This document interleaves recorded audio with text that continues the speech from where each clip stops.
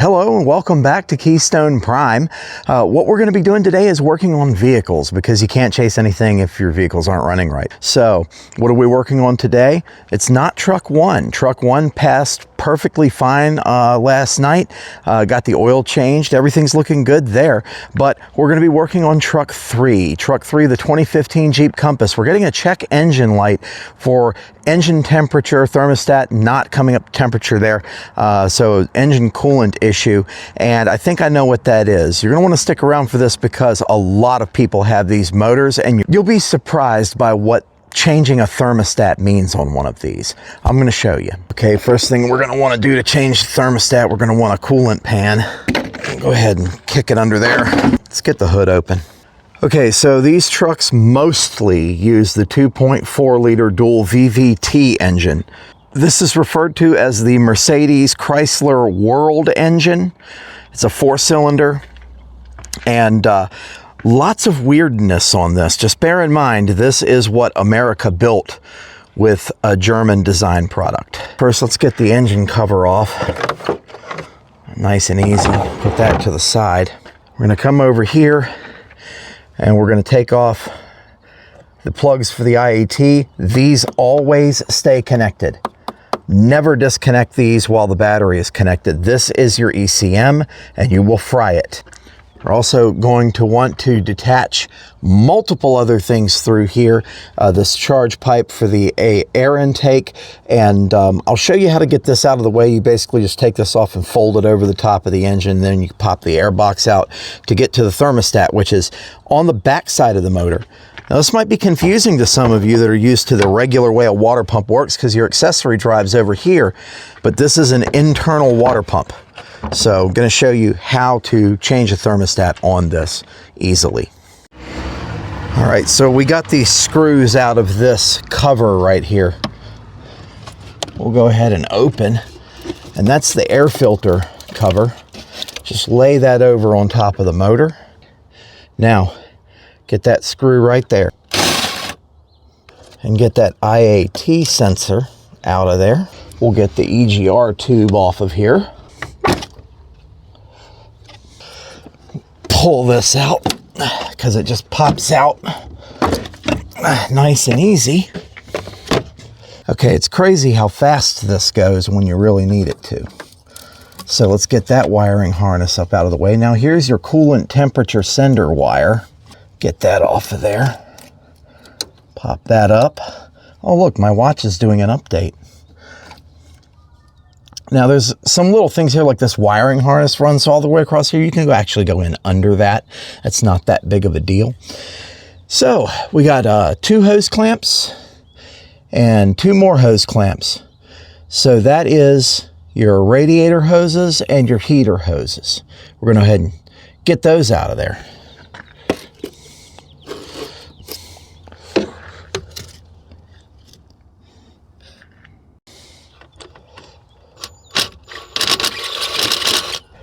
It's a little bit of an odd mix here. I've got a regular hose clamp on here because I lost the numbers matching Mopar squeezy clamp, hose clamp, the last time I had to do this.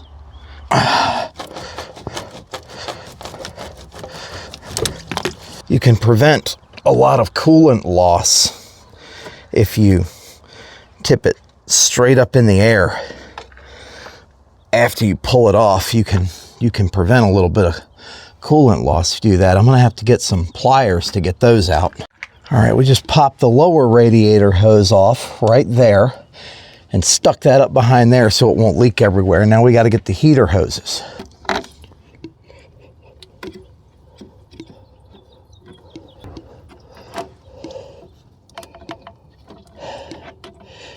Oh yeah. I love Mopar, let me tell you. This is just great. I love this crap. I can see where it's been leaking. That's lovely. Also, they make the heater hose nipples super, super long because, you know, that's what you want. You want to have to be pulling on a tiny piece of heater hose for 30 minutes trying to get it unseated. There we go. All right, and we're gonna stick those right up there. Let's get this one off. There we go. That's what you want. You want to dump coolant all over your transmission mount. Okay, so what you're left with is that piece of plastic. Yes, plastic right there. First bolt I can reach right down here. We're gonna get to it. It feels super wrong, but it's what you're supposed to be doing. There's a few bolts that hold this little thing in. 10mm bolts. Let's go ahead and turn those. There we go.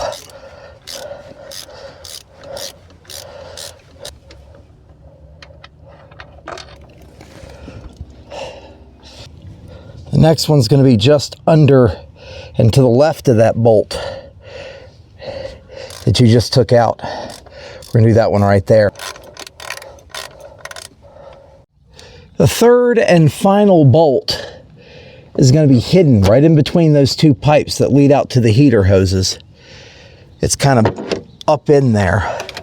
So let's just stick this on there. You're going to kind of feely-mealy by hand here.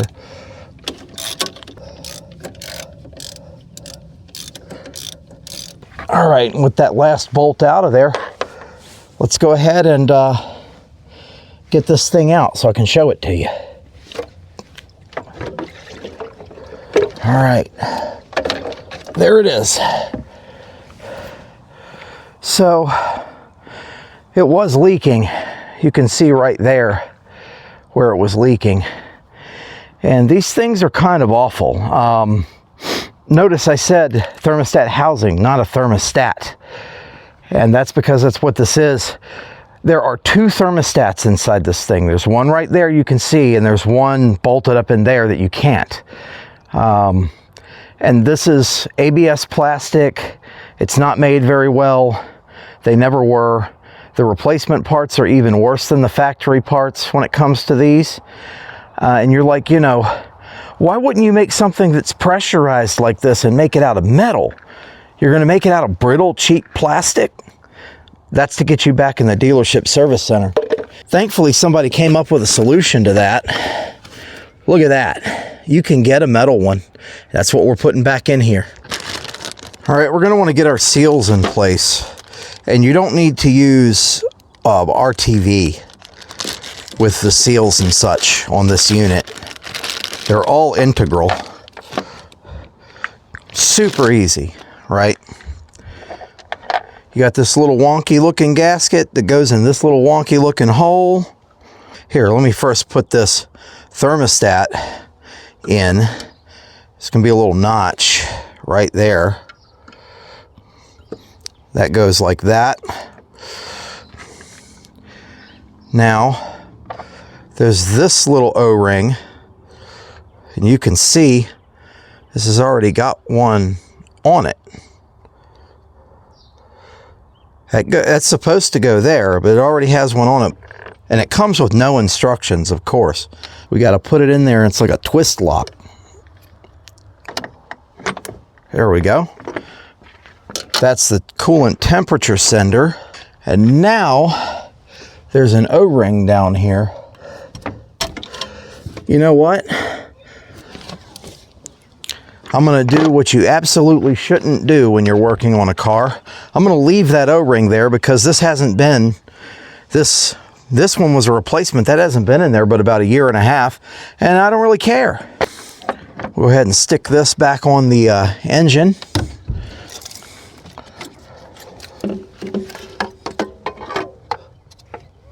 And line it up. All of these are supposed to go in one place, one way.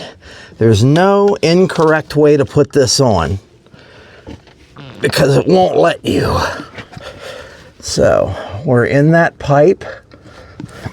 I'm stuck. There we go. We're gonna line that up, push it to the block. And there are 3 bolts to put back in. They're all interchangeable. We'll get that one to the thread. That one to the thread. Let's go ahead and at least get 2 of these started. Let's start getting that threaded in. Now let's tighten this one up a little. Get it started and tightening. As soon as you meet a little resistance, stop. You don't want to snug it down yet. I also want to stop that radiator hose from gently drizzling coolant all over the start run relay. Get that bolt cinched into there. Let's go ahead and feel that out and get that bolt started. All right, we'll snug there. Let's go and tighten up this one in the back. That one is pretty important. Torque to spec there. And then we tighten down this one. Again, you just kind of want to work your way through the 3 bolts and tighten them down in stages.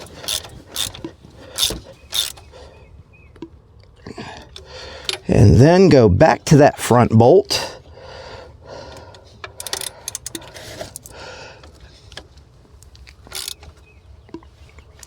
And that's tight.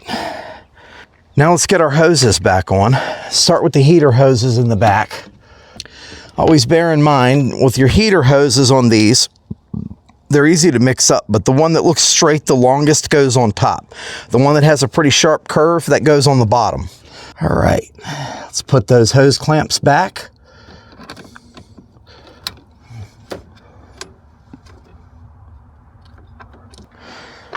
Okay, now we'll get the bottom hose clamp. I'll put it back under that wire, the battery cable, and we'll get it snugged up on there.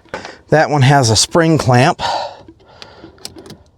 Good old Mopar tension clamp. I hate these things. There we go.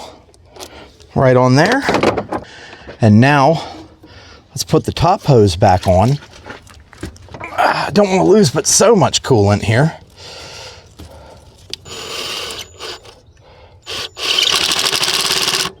I'll plug the coolant temperature sender back in. Very good. Let's get the air box. Line the air box back up. There's going to be these little tabs on the bottom, and there's little rubber holes. As long as you line those up, you're fine.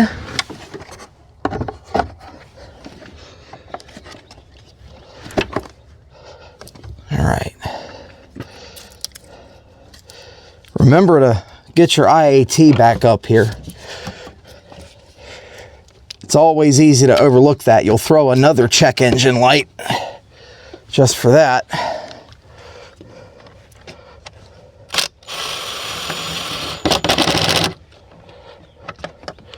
Get that tightened back up. Plug your IAT back in. Get your EGR tube from up here. Feed it back down here and plug it into the back of the air box again. Flop this back over. That's the lid for your air cleaner. Let's get the screws back in there too. It'll hold it down. From the factory, there's going to be a weird bracket right here. I took that off. Any of these 2.4s, any of these Mopars with this little motor will have something like that. I take that off. I don't want it on there. I don't need it on there. You don't need it on there. You shouldn't want it on there either. It just gets in your way when you're trying to do maintenance. There will also be another one of these big screws back here, and that's extremely hard to get to as well. So I take that off and leave it out. I do that every time. I've never had a problem.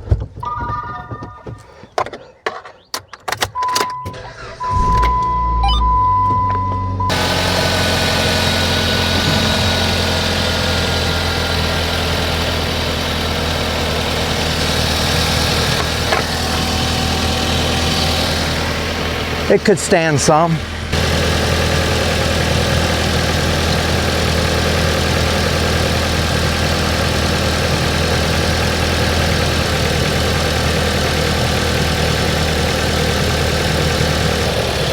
All right.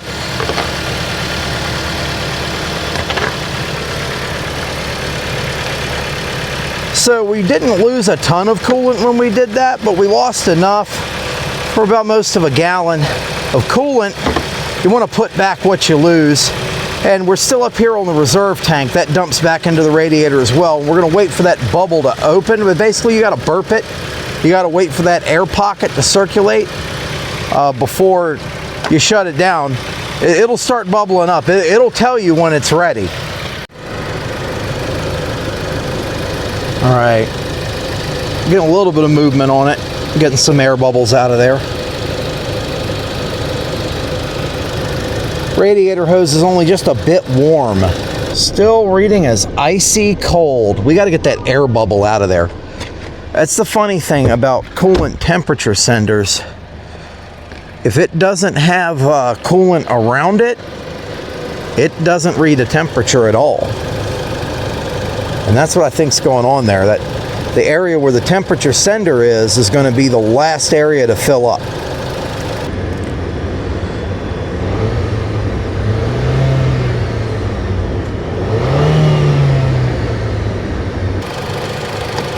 That's good enough for me. Temperature's coming up a little bit by little bit by little bit, and eventually it'll just be fine. Eventually it'll just be fine. And I know you might be saying, yeah, I don't have a Jeep vehicle, I don't care. Well, you might. Take a look. The 2.4 liter dual VVT 4-cylinder was in so many vehicles that it's hard to name them all, okay? They were designed by Mercedes, and they were put into those. They were put into Chryslers, Dodge, Jeep. They were put into, I believe, the early variants of the Ram ProMaster city vans. I believe there's also a Hyundai version of this same engine that has the same thermostat housing. So you might have it. If you have a Dodge Caliber, a Jeep Patriot, Jeep Compass, Chrysler 200, any of those, you might have this. And you might have to deal with these. And I'm going to show it to you again, just so you understand how cheap this is. These chintzy ABS plastic, like you see around the outside where that white stuff is, that's coolant residue. These crack and break and get brittle and nasty, and it happens in the span of like 2 years. So if you have one that it hasn't been replaced on and you've had that car 3-4 years, your time is soon. Just know that you can go on Amazon, and for $50, you can get an aluminum version of that same thing that you're not going to have to replace in 2 years. So, hope you found this informative. Until next time, Beating Barry, Keystone Prime, and we'll have some weather soon. Thank you for watching.